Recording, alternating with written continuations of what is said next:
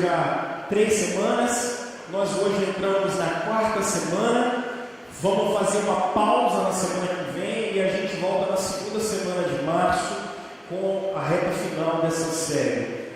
O Evangelho na Vida tem essa temática que a graça de Deus transforma tudo. A graça de Deus não transforma só a alma, a graça de Deus não transforma só a mim. A graça de Deus transforma tudo.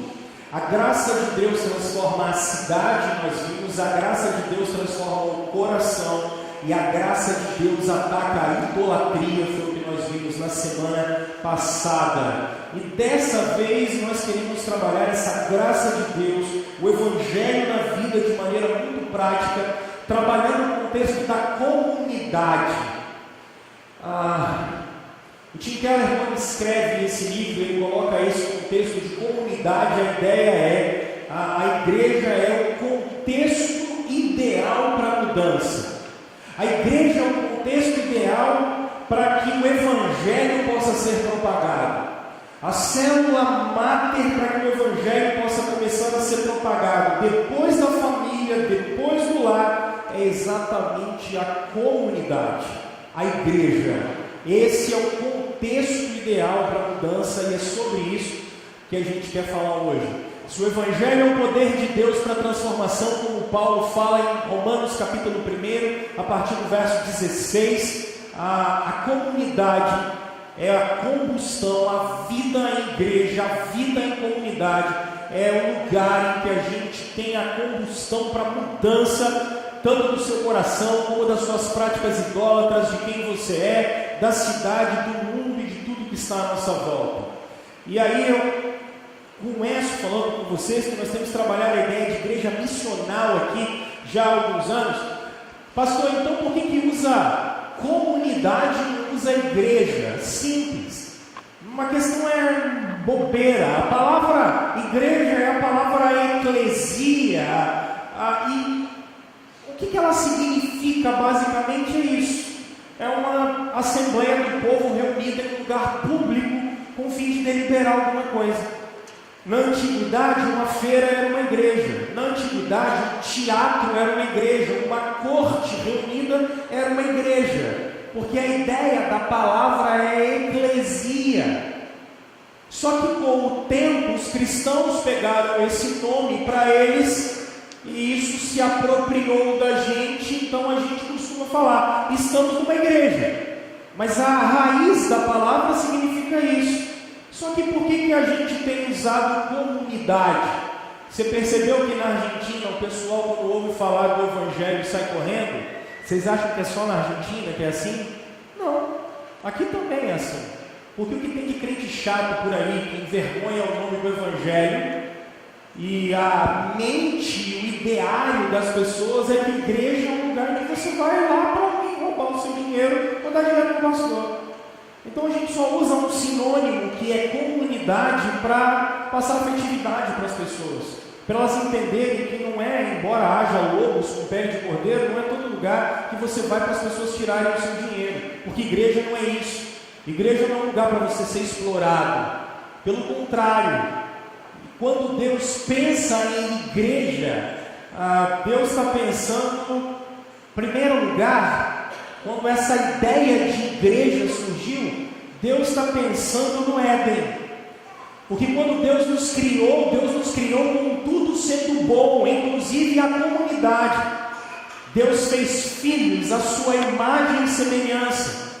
O problema, e ali quando Deus fez filhos à sua imagem e semelhança, uma das coisas que nós tínhamos como raça humana no Éden era um relacionamento com Deus Criador de maneira perfeita e plena. O problema é que quando o pecado entrou no mundo, ainda no jardim, você vai observar em Gênesis capítulo 5 que Adão e Eva não fazem filhos à imagem e semelhança de Deus, mas Adão tem filhos à sua imagem e semelhança. Porque significa que o pecado está em todos da raça humana. Porque o pecado significa que a raça humana está em litígio com Deus. O pecado significa que a raça humana está ante e contra Deus. Só que se todos pecaram e estão contra Deus, o homem natural não é amigo de Deus, o homem natural não é companheiro de Deus, não é a best friend forever de Deus. Deus vai arquitetar um plano e Ele chama Abraão exatamente para formar um povo e desse povo começar uma raça de adoradores. Esse é o plano de Deus quando começa a formar a igreja. A igreja não foi formada em 1977 como a nossa. A igreja não foi formada na Reforma Protestante. A igreja não foi formada no 6º século como a igreja católica. A igreja não foi formada em Nicéia por Constantino. A igreja não foi formada em Atos capítulo 2 pelos apóstolos e a descida do Espírito Santo. A igreja foi formada em Abraão, quando Deus chamou um povo para ser um povo separado dele. No Antigo Testamento você tem a igreja, e essa igreja chama-se Israel. A igreja é o povo de Deus que se reúne em volta dele para adorá-lo. Um povo que foi salvo, redimido, restaurado. Isso é a igreja. A grande questão é que Israel sempre falhou no seu plano. Israel sempre falhou no plano de ser uma luz para as nações. Israel sempre falhou com o seu plano para ser o povo da aliança. Israel sempre falhou com a alcunha do pacto de que eu sou Deus de vocês, vocês são meu povo. Israel sempre falhou. Eles nunca conseguiram ser discípulos do Deus que havia os libertado. Ainda que Deus tivesse feito para eles e falado: olha, eu sou o Senhor teu Deus, não terás outros deuses diante de mim. Isso não servia para Israel. Eles resolveram ir contra o Deus Criador. E no plano eterno de Deus, Ele arquiteta o seu Cristo para ser exatamente o cabeça de todos nós. Porque se Israel falha em cumprir o plano de Deus, Jesus não falha em cumprir o plano de Deus. Pelo contrário, Jesus obedece à lei de Deus em todo o tempo e ainda paga a nossa culpa de graça, para que ninguém pudesse levantar o dedo e dizer que somos salvos por alguma obra, que Deus gosta da gente porque a gente fez alguma coisa, que foi algum ritual que nos levou até Deus, que foi alguma obediência nossa que nos fez entrar na eternidade, mas por uma obra de Deus, por Deus, para Deus. Quando Deus está contra Deus naquela cruz, Ele junto dele, quando as trevas cobrem o mundo e Deus vai com Ele mesmo reconciliar consigo o mundo. Porque aí, quando Deus estava em Cristo, Jesus ressuscita dos mortos para ser o primogênito de todos nós. E se as promessas com Israel se cumpriram espiritualmente, algumas lá, mas como nação cumpriram-se todas para lá, você não precisa olhar para Israel para nada. Israel não tem pacto nenhum com Deus, esse povo ficou para lá. Paulo vai dizer em 2 Tessalonicenses que eles negaram e mataram o Messias. Só que ele também vai dizer que Deus não os rejeitou totalmente. Por quê? Porque Deus não tem pacto com o Brasil, com Venezuela, com o Uruguai, com a Itália, com o Japão. Deus não tem pacto com Israel. Deus tem pacto com um povo que é reunido em volta da cruz de Cristo e do sangue de Jesus. Deus não tem aliança com nação nenhuma. Deus não tem aliança com povo nenhum. Deus não tem aliança para nação nenhuma. Deus só tem um pacto com a igreja. Deus tem compromisso com o seu povo. Deus tem compromisso com a comunidade dos discípulos. E isso é a igreja. Aqueles que herdam as promessas de Israel no passado. E essa igreja precisa trabalhar para a glória de Deus até o dia que ela será uma igreja triunfante. O dia em que Jesus voltar e todos os salvos serão reunidos com Cristo Jesus. Então, meus irmãos, quando nós falamos de igreja, nós não estamos falando de placa, nós não estamos falando de pastor, nós não estamos falando de comunidade A, B, C ou D. Quando nós estamos falando de igreja, nós estamos falando daqueles que estão reunidos em volta do nome de Jesus. Aqueles que confessaram Jesus Cristo como seu único e suficiente Salvador. Agora, meus irmãos, é uma irresponsabilidade que acontece nos nossos tempos, e eu vou falar com vocês daqui a pouco de maneira maior e mais apropriada. É uma irresponsabilidade, em primeiro lugar, falar que precisamos da igreja para ser salvos. E não precisamos. Nós não precisamos da igreja para ser salvos. A única coisa que nós precisamos é de Jesus Cristo para ser salvos. E de ninguém mais. mas é uma responsabilidade tão grande falar que você consegue desenvolver a sua salvação sem a igreja. Isso é de uma irresponsabilidade, talvez nunca antes vista na história da humanidade.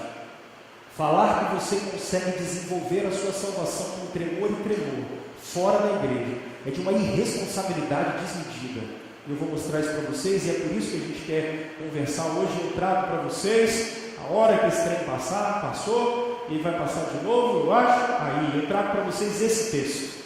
E é o texto do Paulo escrevendo aos Filipenses. Você pode abrir a sua Bíblia, porque o texto bíblico diz assim: se por estarmos em Cristo nós temos alguma motivação, alguma exortação de amor, alguma comunhão no Espírito, alguma profunda afeição e compaixão, o apóstolo Paulo diz: completem a minha alegria, tendo o mesmo modo de pensar, o mesmo modo ou o mesmo amor, um só Espírito e uma só atitude. Nada façam por ambição egoísta ou por vaidade, mas humildemente considerem os outros superiores a si mesmos. Cada um cuide não somente dos seus interesses, mas também dos interesses dos outros. Seja a atitude de vocês a mesma de Jesus Cristo, que, embora sendo Deus, não considerou ser igual a Deus. Era algo a que ser igual a Deus era algo que devia apegar-se, mas esvaziou a si mesmo, vindo a ser servo, tornando-se semelhante aos homens. E sendo encontrado em forma humana, humilhou-se a si mesmo e foi obediente até a morte, e morte de cruz. Por isso, Deus o exaltou à mais alta posição, Ele deu o nome que está acima de todo nome, para que ao nome de Jesus se dobre todo o joelho nos céus, na terra e debaixo da terra, e toda língua confesse que Jesus Cristo é o Senhor, para a glória de Deus Pai. Algumas coisas que eu queria colocar para vocês, antes da gente entrar, obviamente, no texto, é que essa igreja de Filipos é uma igreja muito interessante, porque Paulo vai plantá-la em Atos capítulo 16. Você vai se lembrar de uma visão que Paulo teve de um varão macedônio. Paulo estava querendo ir para aquilo que é o sul da Rússia hoje, mas Paulo tem uma visão à noite de um varão macedônio. Não foi um anjo que apareceu para ele. E aí, nesse sonho que Paulo teve, um varão, um homem vestido com roupas macedônias, fala: passa a Macedônia e ajuda-nos. Então Paulo vai perseguir e ir por uma via que os romanos tinham feito, chamada Via Ignátia, que começava na cidade de Filipos, Anfípolis, Apolônia, Tessalônica, Bereia e até Atenas. Paulo vai percorrer um caminho de mais de 150 quilômetros a pé, pregando o Evangelho em algumas semanas. Esse é o objetivo do apóstolo de Cristo. E por que Paulo começa por Filipos? Paulo começa por Filipos porque essa é uma cidade que foi criada 4 séculos antes de Cristo, por Filipe da Macedônia, e é uma cidade extremamente conhecida por ser uma cidade rica, muitas minas de ouro. Mas não é só isso, é uma cidade que tem muitas montanhas em volta. Então, os romanos, quando conquistam essa cidade, eles montam um quartel-general no pé dessa cadeia de montanhas, porque pela Europa, para você entrar a pé, você tinha que passar por lá. Então, para que o império não fosse destruído, eles tinham que entrar por ali. Agora, uma coisa muito interessante é que quem habitava, além de ser uma cidade rica, quem habitava Filipos era exatamente militares romanos, homens de classe média, com hábitos romanos. Qual roupa se vestia em Filipos? As roupas de Roma. Qual era a lei que se praticava em Filipos? A lei romana. Qual era a língua que se falava? Quais eram os costumes? Qual era a religião de Filipos? A religião de Roma. Mas isso me chama mais atenção, porque quando você observa que Paulo está lá, Paulo e Silas vão ser presos, porque levando-os aos magistrados, os homens da cidade disseram: estes homens são judeus e estão perturbando a nossa cidade, propagando costumes que nós, romanos, ou a que nós não é permitido aceitar e praticar. O que significa isso? Que a cidade e a igreja de Filipos é muito interessante. É uma cidade cosmopolita, você tem gente de tudo quanto é lugar, é uma rota comercial. Você vai observar que a primeira conversão que acontece em Filipos é de Lídia, uma vendedora de púrpura que era de Tiatira. Lá na Macedônia, na Grécia, se converte uma mulher que é asiática, mas também se converte um carcereiro que é romano. Mas também tem uma mulher que tem um espírito de adivinho, que é grega e que também é convertida. Imagina a bagunça que é Filipos. Tem gente de tudo quanto é lugar nessa cidade. Mas é uma cidade extremamente rica. Mas não é só uma cidade rica, é uma cidade com poderio militar muito grande. Porque de Filipos a Bereia são 70 quilômetros, de Filipos a Anfípolis eram 45 quilômetros, de Filipos a Tessalônica 150 quilômetros. Então era um lugar em que o Império Romano mantinha bases militares e dali era mais fácil você chegar de um lugar ao outro. Mas é uma cidade extremamente soberba, porque eles são e acham-se que são romanos. Pastor, o que isso tem a ver com a gente? Quem acha que precisa de Jesus numa sociedade em que você tem pessoas de tudo quanto é jeito, religiões de tudo quanto é forma, credos de tudo quanto é maneira, Deus espadar com pau é o que mais tinha, riqueza é o que você tinha, uma cidade extremamente rica, cultura. Quem precisa de Jesus num lugar desse? Como é que você fala de Jesus num lugar desse? Como é que você fala num lugar e você fala que Deus estava morto numa cruz para uma cidade que tenha as maiores brigadas romanas, o maior exército do mundo está lá? Como é que você fala que Deus estava numa cruz, pendurado lá, e César está sentado num trono, e você fala que eu tenho que crer nesse Jesus? Não faz sentido. Esse é o desafio de Paulo quando está em Filipos. São essas questões que quando você lê a carta aos Filipenses, você vai ver que Paulo começa a discutir, porque a igreja de Filipos tem extremos problemas de relacionamento, porque uns se acham melhores do que o outro, uns se acham mais importantes do que os outros. Você vai observar isso no capítulo 4, verso 1 e 2, capítulo 1, verso 8, 9 e 10. Uma igreja extremamente com dificuldade de relacionamento. Paulo, no capítulo 4, do verso 10 a 20, ele vai falar de oferta, porque é uma igreja rica, para dar uma oferta para a Judéia, que está passando fome, que ele também vai falar em 2 Coríntios, capítulo 8 e capítulo 9, exatamente porque essa igreja é rica. Então você tem pessoas de extrema condição financeira, mas você tem pessoas extremamente pobres no meio desse lugar. Então o problema deles também é um problema de soberba. Eles têm um problema de autossuficiência. É uma igreja que tem problema de relacionamento. Tem gente que acha que é melhor do que o outro. Tem gente que acha que é pior do que o outro. É um lugar extremamente difícil de se trabalhar. E eu já falei isso aqui, porque eu vou só adiantar um pouquinho, só para vocês entenderem. Olha quem é que forma essa igreja. Lídia, engraçado é que ela vai chamar Paulo, Silas e Timóteo para comer na casa dela. E claro, ela tinha dinheiro para dar comida, mas você tem uma grega que é uma miserável, que é liberta, mas por outro lado você tem um soldado, que é um cara de classe média. Misturou essa turma toda e botaram dentro da igreja. E aí, o que deu? Confusão. É por isso que Paulo tem que escrever a carta dele. E o que a gente pode aprender com isso? Acho que Paulo faz 3 chamamentos aqui para nós hoje. O primeiro é um chamado à unidade. Percebe nos versos 1 e 2, Paulo faz uma estrutura muito bonita quando ele coloca: se por estarmos em Cristo nós temos alguma motivação, alguma exortação de amor, alguma comunhão no Espírito, alguma profunda afeição e compaixão, completem a minha alegria, tendo o mesmo modo de pensar, o mesmo amor, um só Espírito e uma só atitude. Paulo está fazendo em primeiro lugar um chamado à unidade, aleluia. E eu chamo o Dr. Carson para falar com a gente. Dr. Carson diz o seguinte: a igreja é composta de inimigos naturais. Carson pega pesado. Talvez junto com Michael Horton sejam os 2 expoentes da doutrina reformada hoje. O que nos une não são a mesma educação, a mesma raça, os mesmos níveis salariais, a mesma política, a mesma nacionalidade, os mesmos sotaques, os mesmos empregos ou qualquer coisa desse tipo. Não é isso que une a gente. O que une a gente, ou os cristãos se ajudam porque todos eles foram salvos por Jesus Cristo. E eles devem a Jesus Cristo a mesma submissão.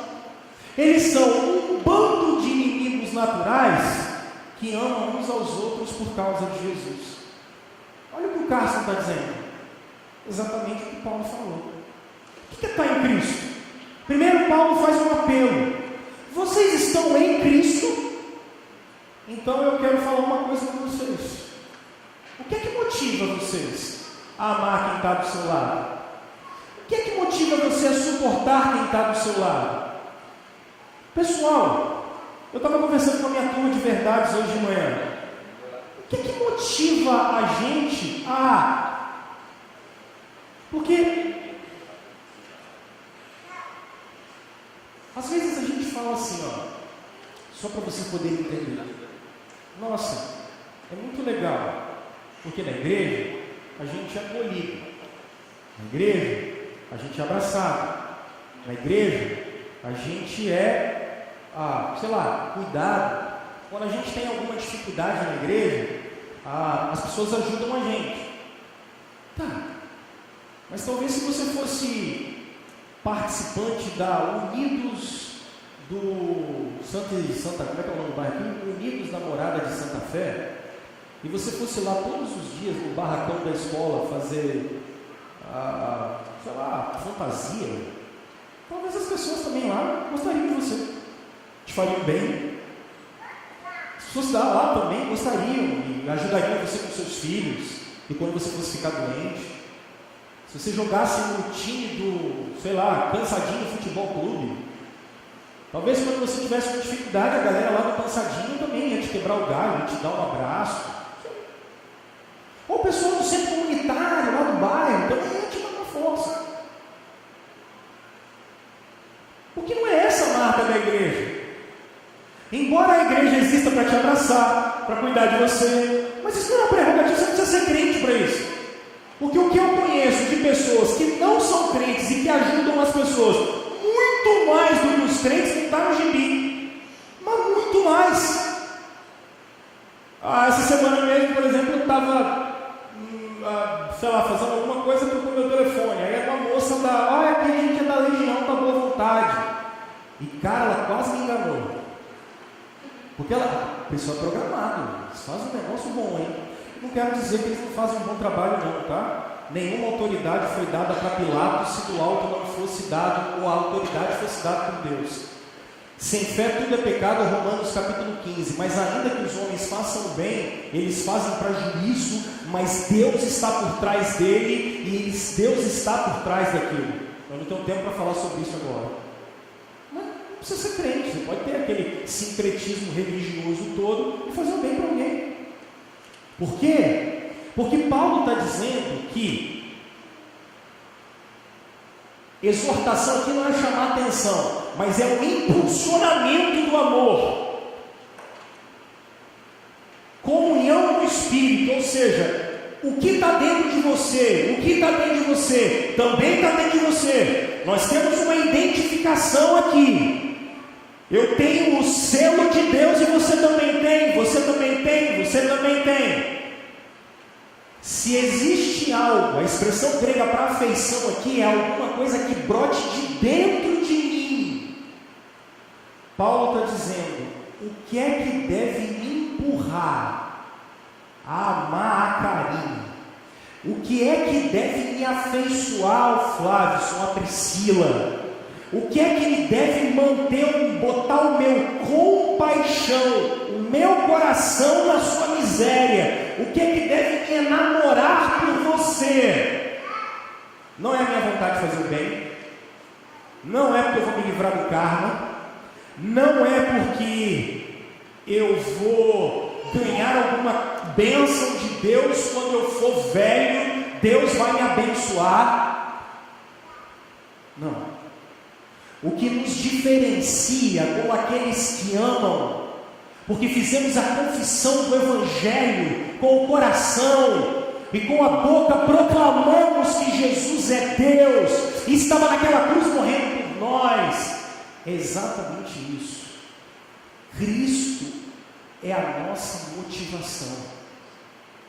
A diferença da igreja para o clube de futebol, para a NBV, ou para qualquer outra ONG, ou para qualquer outra organização, é o que está por trás de nós. Não é fazer o bem por fazer o bem, não é amar o próximo por amar o próximo, mas o que está por trás de nós é porque nós fomos amados primeiro. E o Espírito Santo que está dentro de nós, ele fala com a gente de tal maneira que, por que eu vou ficar brigado com você? Por que eu vou virar a cara para você? Por que eu vou julgar você antes da gente se conhecer? Por que eu não vou abrir a porta da minha casa para receber você? Por que eu não vou gastar horas do meu dia cuidando do seu emocional, do seu psicológico, da sua vida espiritual? Por que eu não vou fazer isso? Se foi feito isso para mim em primeiro lugar. O que muda na vida do cristão e que nos une não é uma espiritualidade barata, não é uma religiosidade mórbida. O que precisa estar por trás do nosso coração é porque nós estamos em Cristo. E o Espírito fala isso com a gente. E são essas atitudes que o estar em Cristo, unidade para Paulo, é exatamente isso. É uma unidade de pensamento, é uma unidade de amor, é uma unidade de espírito e é uma unidade de atitude. É isso que ele fala no verso 2. Pastor, como assim? Minha gente, se vocês olharem no verso 1 e 2, no capítulo 4, ele diz assim: rogo-vos assim de que pensem de maneira concorde no Senhor. Porque quando nos relacionamos, não importa se eu estou certo ou estou errado. Quando a gente está junto, não importa se eu tenho razão ou não.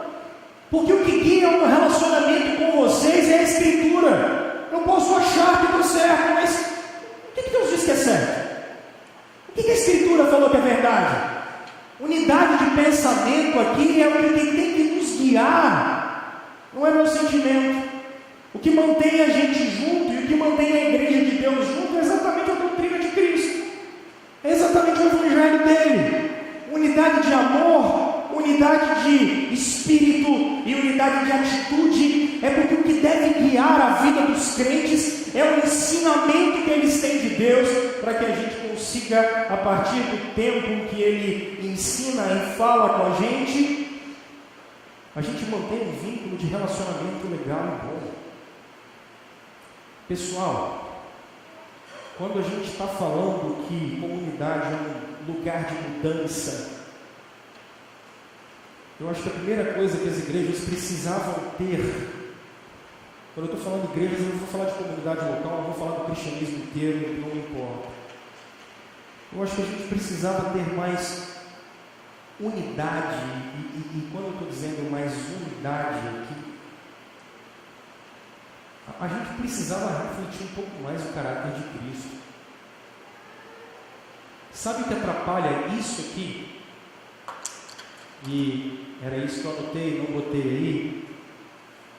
A gente tem um ídolo da nossa época chamado individualismo. Esse é um ídolo extremamente complicado, porque esse ídolo individualidade, ele arrebenta com a gente. Ele só faz a gente pensar em nós mesmos. Aí você fala assim: é isso aí, pastor, fala para eles. A gente tem que ser menos individualista. Nada. Você que fala assim, na verdade, via de regra, você se relaciona com as pessoas porque tudo o que você quer é só ser reconhecido por relacionar-se com os outros, ou você quer ter um reconhecimento que você é um cara relacional e tal. Individualismo no nosso tempo, ele mata a gente a tal ponto Porque a gente se fecha dentro de um casulo, dentro da nossa casa, e a gente não está aberto para ninguém. Percebam que no nosso tempo, a gente inventou essa coisa de que, eu estava conversando isso com a minha turma hoje de manhã, de que eu tenho a minha verdade, a sua verdade, você tem a sua verdade, ele tem a verdade dele.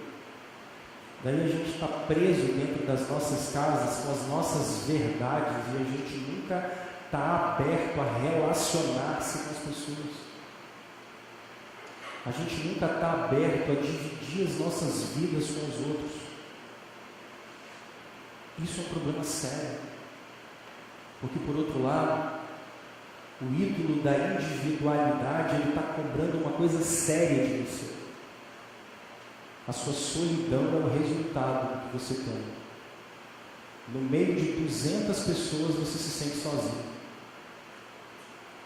No meio de 500 pessoas, você não tem uma para chorar no ombro dela. No meio de uma festa inteira, você não tem um para poder dividir problema. E o pior, você não tem uma pessoa que confie em você para que ela vá até você. Esse é o problema da individualidade do nosso tempo. Nem sempre foi assim. Isso é um problema de 200 anos para cá. Só que aí, a gente não percebe que a gente é individualista demais. E aí, ao invés da gente se dar, a gente vive cobrando das pessoas. Mas ninguém vai atrás de mim, mas ninguém fala comigo, mas ninguém nunca me procura, eu estava sozinho e ninguém falou nada comigo. Esse vitimismo da cultura brasileira é terrível. É terrível. Meu Deus! Gente, se você quer ajuda de alguém, isso é um princípio básico do reino. Você tem que ajudar primeiro. Se você quer que alguém esteja perto de você, você tem que mostrar. Se você quer que alguém olhe para você, você tem que olhar para alguém. Jesus sempre nos ensinou a fazer pelas pessoas aquilo que a gente queria que elas fizessem por nós. Então, talvez se você é do conjunto do Mimimi Futebol Clube, é muito provável que você é uma pessoa que não se dá, que você é uma pessoa que não relaciona-se, que sua vida não é aberta, que você nunca teve apego e apreço e apelo à unidade. Então, a minha pergunta é: como é que alguém chega perto de você se ninguém te conhece? Isso é muito interessante. E deixa eu dizer para vocês uma coisa. A igreja foi feita pelo sangue de Cristo Jesus para que a gente se desse e recebesse e fôssemos seres relacionais. Meus irmãos, pensem a mesma coisa uns dos outros. Meus irmãos, relacionem-se mais uns com os outros. Porque o mundo é um lugar absurdamente competitivo. O mundo é um lugar absurdamente em que as pessoas querem dar a volta umas por cima das outras, furarem os olhos umas das outras. Só que quando o nosso Senhor nos chamou para que o mundo olhasse para nós e aquilo que as pessoas veem lá fora não seja isso que a comunidade dos discípulos de Jesus faz. Para que aquilo se o mundo é devorador, se a cultura é completamente destruidora e voraz, a igreja de Cristo não pode ser assim. A igreja de Jesus não é essa. Nós não conseguiremos mudar o mundo sem a igreja. E o mundo não pode ser mudado sem a igreja. Porque foi esse povo que Deus escolheu para ser um reflexo dele nessa terra. Foi esse povo que Deus chamou para mostrar ao mundo que a hora que eles encontrarem com a gente, que eles nos virem ou vierem fazer parte do meio da igreja, aquilo que eles veem no mundo não é aqui o lugar de se ter. Isso pode até acontecer por conta do nosso pecado, mas a gente vai se corrigir, pedir perdão e continuar a caminhada. Tim Keller fala isso. O mundo vai ser mudado a partir da igreja, porque a igreja é o lugar de unidade. A igreja é o lugar de refletir o caráter de Cristo. Meus irmãos, o apelo que a Escritura faz para que o mundo seja mudado é que a igreja de Cristo seja unida porque está nele. Segundo, o chamado é a humildade. Eu falei para vocês que Filipos é uma comunidade romana. Bom, você vai se lembrar que em Atos capítulo 16, quando Paulo está preso, por exemplo, Atos 16 não, quando Paulo está preso, no final do livro de Atos, e ele não está sendo julgado como deveria ser, ele diz: me admira que você esteja tratando assim um cidadão romano. Porque os romanos no primeiro século, eles tinham prioridade. Eles eram julgados de maneira diferente, tinham lugares diferentes para ficar.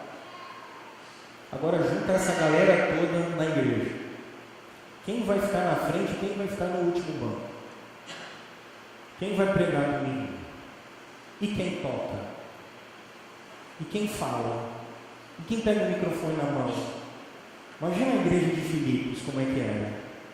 Paulo diz: nada façam por ambição egoísta ou por vaidade, mas humildemente considerem os outros superiores a si mesmo. Cada um cuide não somente dos seus interesses, mas também dos interesses dos outros. Você não vai mudar, você profundamente, sem a vida em comunidade. Por que eu estou falando isso? Olha o que o Jonathan Edwards fala, pastor reformado. Nós nos relacionamos com as pessoas por causa delas mesmas. Por quê? Mas não nos relacionamos com as pessoas por causa delas mesmas. Por quê? Pois tentamos obter nossa autoimagem por meio dessas pessoas.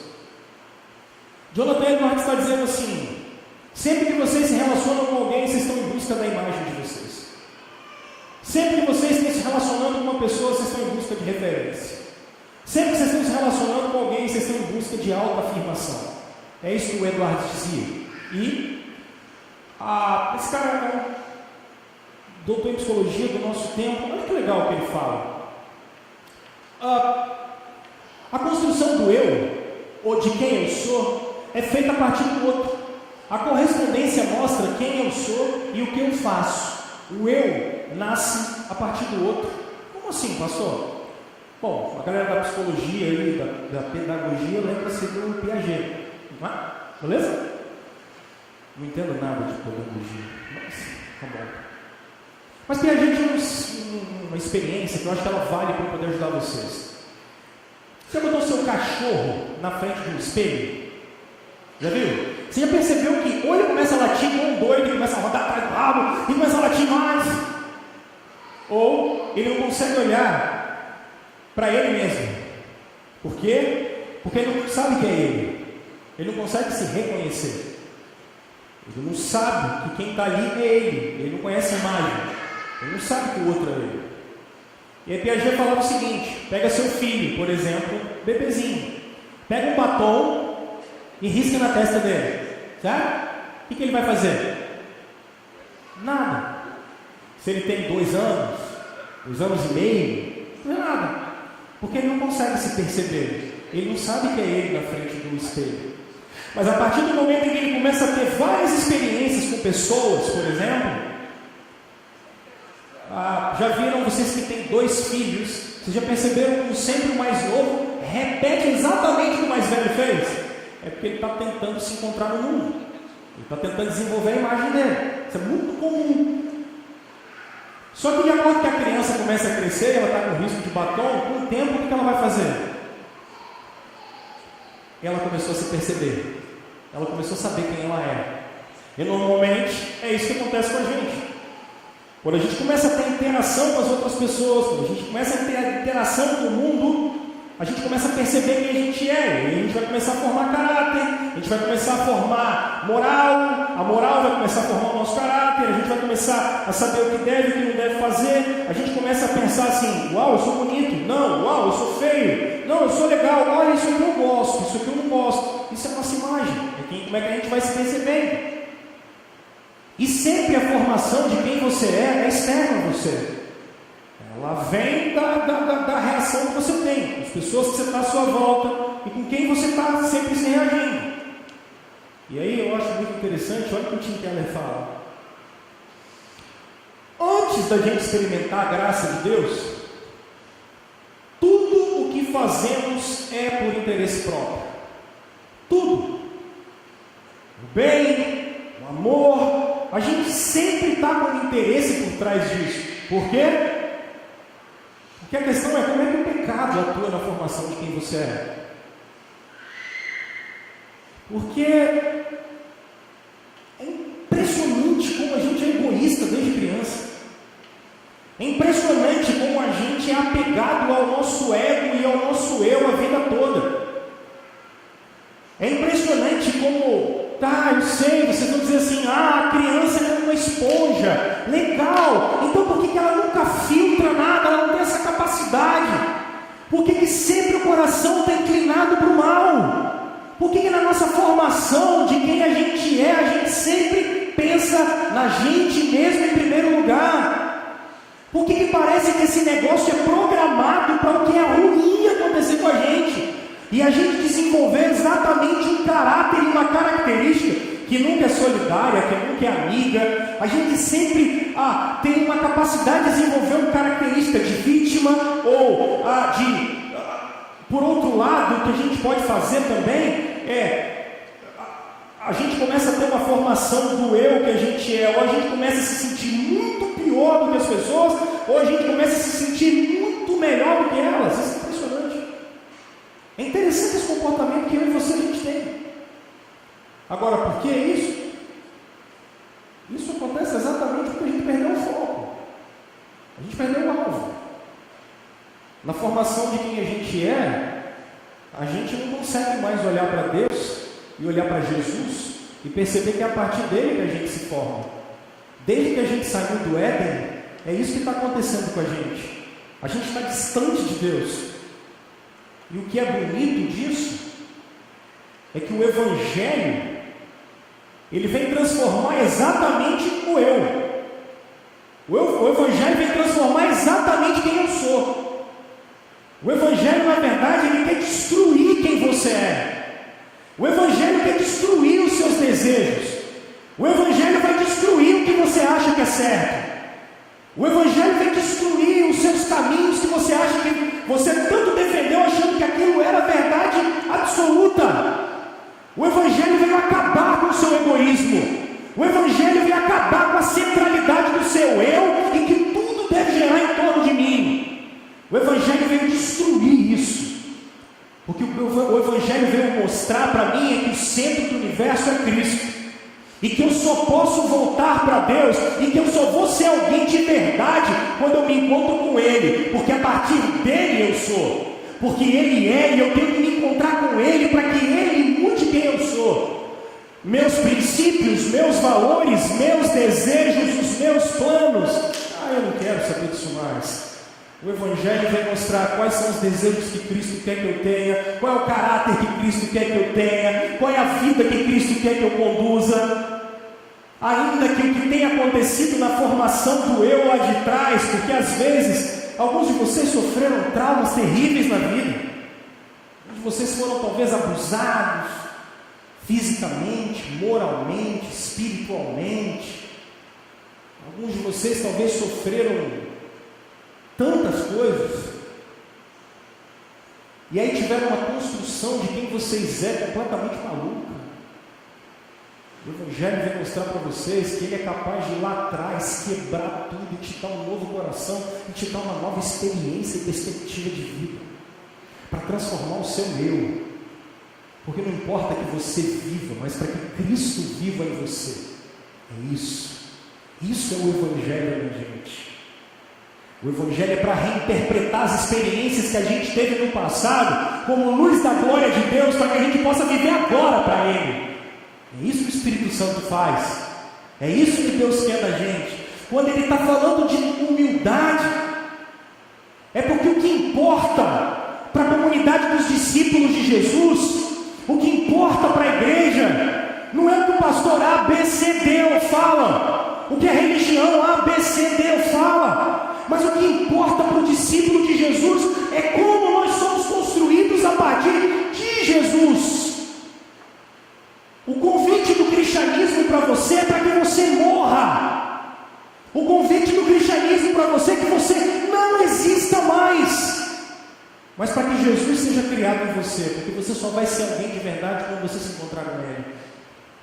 Porque a vida cristã é uma negação diária de quem eu sou e do que eu quero, para que Cristo seja colocado em mim, em todo tempo. Em todo tempo. Pessoal, a gente está falando que é um convite à humildade. Deixa eu dar isso aqui.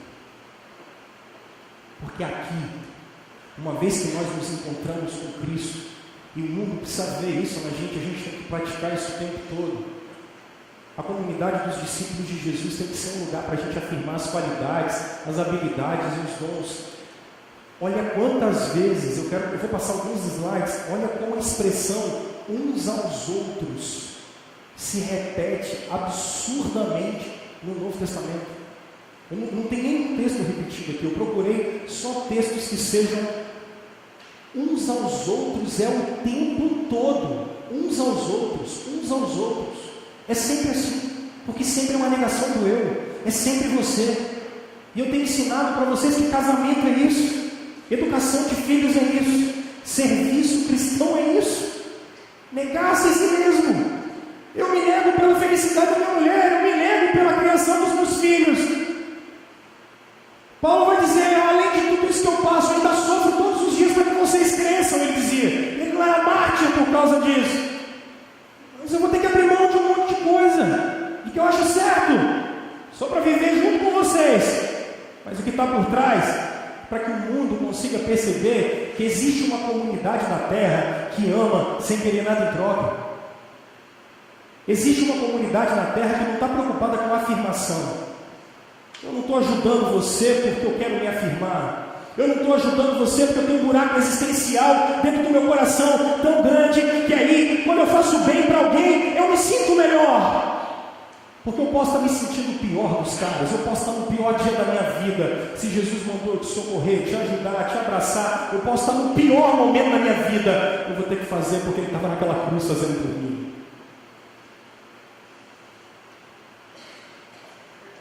Olha como Paulo diz uns aos outros, dar honra uns aos outros, se queixem uns aos outros, confirmem os dons uns dos outros. Quer mais? Olha a importância uns dos outros, aceitem uns aos outros da mesma forma que Cristo os aceitou, tenham igual cuidado uns pelos outros, sejam todos humildes uns com os outros.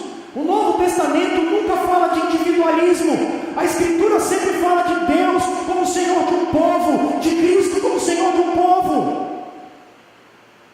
Olha o que ele continua dizendo: afirmar uns dos outros por meio da afeição, saúdem uns aos outros com um beijo santo. Por isso que eu beijo vocês tudo aí, ó. Especialmente as irmãzinhas. Amo vocês. Sejam todos prontos para ouvir, tardios para falar. Sejam bondosos e compassivos uns para com os outros, sempre a uns com os outros, uns com os outros. O Novo Testamento está carregado disso. Termino. Se primeiro é um chamado à humildade e um chamado à unidade, em terceiro lugar, Paulo está trabalhando num chamado à identidade com Jesus. Seja a atitude de vocês a mesma de Cristo. E aqui eu separei em 3 partes. A primeira é a encarnação. Embora sendo Deus, não considerou que o ser igual a Deus era algo que devia apegar-se, mas esvaziou-se a si mesmo, vindo a ser servo e tornando-se semelhante a homens. A encarnação de Jesus, minha gente, é o início da sua humilhação. Paulo vai dizer que ele, sendo dono de tudo, Jesus, ele abriu mão de tudo para ser servo dos outros. Ele fala aos Coríntios. E isso não é papo do Novo Testamento, porque Isaías trabalha ele como sendo o servo sofredor, que na encarnação abriu mão da sua glória. Do que é que você precisa abrir mão para relacionar-se com os discípulos de Jesus? Do que é que você precisa abrir mão para você estar em mais na vida em comunidade com os discípulos de Cristo? O que é que você precisa entregar, dar, soltar, para que você tenha mais relação com quem está aqui hoje, por exemplo? Pastor, por quê? Porque o mundo precisa ver isso. A gente foi salvo para isso. A comunidade alternativa não é aquela que Raul Seixas dizia. A comunidade alternativa ao mundo é a igreja de Jesus Cristo. Meus irmãos, a primeira igreja presbiteriana de Campo Grande não vai transformar o mundo. Nós não vamos transformar nem Campo Grande, porque tem gente demais aqui. Mas o pouco que a gente puder fazer, a gente vai fazer. Mas a questão toda é para que o mundo perceba a glória de nosso Cristo na vida da gente em comunidade. O que é que você precisa abrir mão, como o nosso Senhor abriu mão na encarnação dele? O que é que você precisa doar mais? O que é que você precisa dar mais? Segundo, comportamento que a gente precisa copiar Jesus. Eu usei um termo difícil aqui, expiação, eu vacilei, só percebi depois. Desculpa. Expiação é perdão de pecados. Ok? O que é expiação? Perdão de pecados. E sendo encontrado em forma humana, humilhou-se a si mesmo e foi obediente até a morte e morte de cruz. E quando Jesus estava naquela cruz, a gente estava sendo perdoado. Quando Jesus estava naquela cruz, a gente estava sendo reconciliado com Deus. Naquela cruz, a gente estava se tornando amigo de Deus. Porque Ele se entregou e deu-se por nós estávamos nos tornando amigos de Deus. E se a gente está aqui hoje é por conta daquele dia. Pergunta: o que é que você precisa acertar em você e na sua relação com o outro, para que a gente possa ter mais unidade? O que você tem que trabalhar dentro do seu coração? Você julga as pessoas pela aparência? Você acha que ninguém gosta de você? Você chega perto dos outros e... esse lugar aí tem uns caras meio estranhos. O pastor lá usa barba. Esse lugar não é legal. Você julga as pessoas pela aparência? Você se acha pior do que os outros? O que você tem que tratar dentro do teu coração? Por que você não consegue conversar com ninguém? Por que você não é dado às pessoas? O que você tem que tratar primeiro com você? Será que você entra no meio daquele grupo que dentro do seu coração o seu ídolo é o individualismo? Pergunta que eu te faço: como é que as pessoas vão perceber a beleza do esplendor de Deus? A beleza da Trindade Santa, relacional, se o povo de Deus não se relacionar? O que você tem que trabalhar dentro do seu coração? E talvez você é desinformado. Você chegou aqui e falou assim: o pastor, eu nem sabia que eu podia fazer esse negócio aí. Eu posso fazer parte desse troço? Pode, cara, claro. E para isso tem que chamar a gente. Agora deixa eu falar extremamente com você, que talvez você teve problema com pessoas. Aqui na comunidade da gente, ou em outra comunidade. Talvez problemas que você teve, algumas rusgas, coisas pequenas ou grandes, não sei. Será que em nome do amor que Jesus teve por nós, é melhor a gente acertar essa, não? Às vezes Eu já expliquei isso para vocês, quando você está magoado com alguém, a pessoa já morreu e você está magoado com ela ainda. Mas a pessoa já morreu, e você até hoje guarda a mágoa dela. Nunca vi isso, cara. Porque perdão é uma coisa que você joga no seu coração. Perdão, para perdoar alguém, a gente não depende do outro. E para ser perdoado, a gente só precisa de uma decisão do coração, em contato com Deus. Orelha seca, se você tem alguma coisa que você tem que ajeitar com alguém, isso é para ontem. Porque é para o mundo olhar para a gente e não ver um povo amargurado de coração, um povo que fala pelas ventas. É para o mundo olhar para a gente e ver o esplendor da glória de Cristo. É para o mundo olhar para nós e ver o sinal do amor de Cristo e do reino de Deus. Eu termino com uma promessa de Jesus. Por isso Deus o exaltou à mais alta posição e lhe deu um nome que está acima de todo nome, para que ao nome de Jesus se dobre todo o joelho do céu, na terra e debaixo da terra, e toda língua confesse que Jesus Cristo é o Senhor, para a glória de Deus Pai. A doutrina reformada fala que existem 4 igrejas. A igreja militante, que é essa, os militantes. A igreja latente, que são aqueles que ainda vão crer. A igreja triunfante, são nossos irmãos que já morreram, estão na glória. E a igreja gloriosa é aquela que vai ser formada no dia da ressurreição dos mortos. É a igreja invisível que Agostinho dizia. É a igreja que será vista diante do Senhor e se ajoelhará diante daquele mar de vidro que está na frente do trono de Deus. Eu queria que você olhasse para essa figura. A igreja gloriosa é aquela que nós seremos. Eu queria te convidar a fazer parte, não de uma escola de samba, de um time de futebol, não de um grupo de apoio a qualquer tipo de causa, por mais humanitária que seja. Eu queria te convidar a fazer parte do povo de Deus, da igreja de Cristo, que ama porque foi amado, que perdoa porque foi perdoado, que serve porque foi servido, e que espera a sua recompensa agora, é sua vitória, é sua vitória, é sua vitória. Não, está louco, está louquice. Espera a vinda de nosso Senhor, para junto com os nossos irmãos, adorarmos a Cristo Jesus por toda a eternidade. Esse é o nosso tesouro. Esse é o tesouro que a gente tem. Lutero dizia que o maior tesouro da igreja é o Evangelho. E o maior tesouro da igreja é o Evangelho, porque é o Evangelho que vai nos levar à glória eterna com Cristo.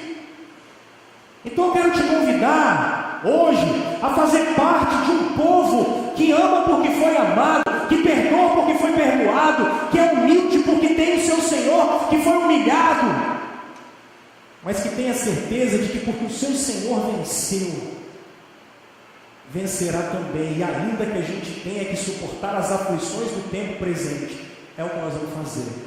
Por quê? Porque o mundo tem que olhar para a gente e ver nosso Senhor. O mundo precisa olhar para as nossas relações e ver o nosso Cristo. Porque é a partir do nosso amor, é a partir da nossa identidade com Ele, é a partir da nossa comunidade, que o mundo precisa ver que há um povo nessa terra que não está aqui para roubar dinheiro de crente, que não é bobo de Bíblia, mas que foi amado por um Cristo que é real. E é esse o desafio que a gente tem. E aí você se pergunta, pastor, o que eu faço com isso? Eu vou te dar 4 coisas para você. Então, volta lá, filho, no último slide. Dei mole que eu passei demais. Quero falar 4 coisas com você aqui. Último slide, por favor. Primeiro, que está lá, é quem é você no corpo de Cristo?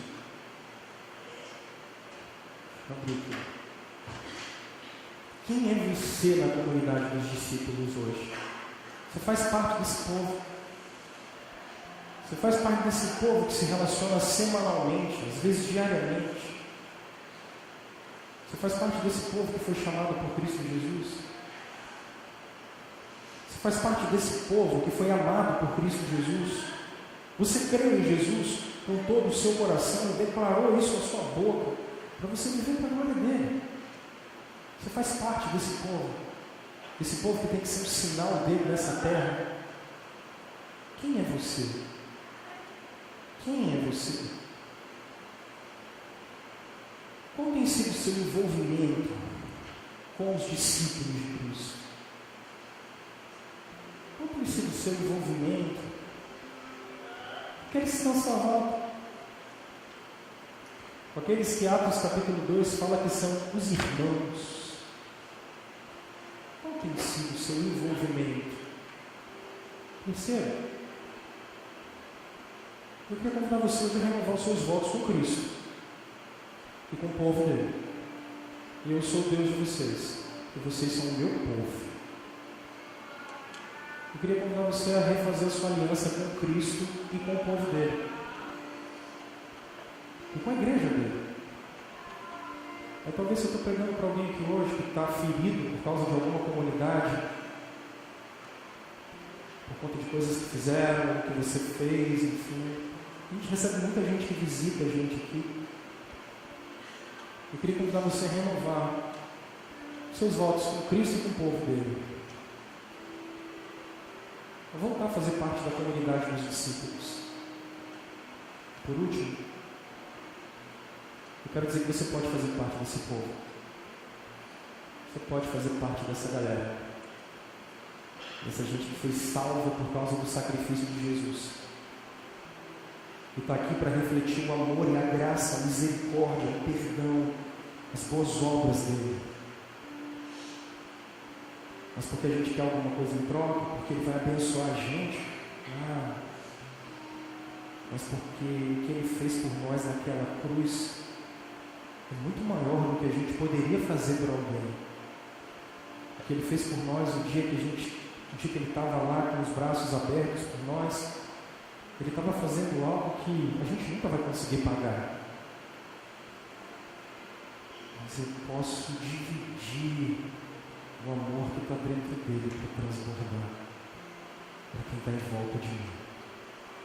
É por isso que a igreja é um lugar para começar a mudança. Eu quero convidar você a ter um tempo de oração enquanto a gente canta uma canção.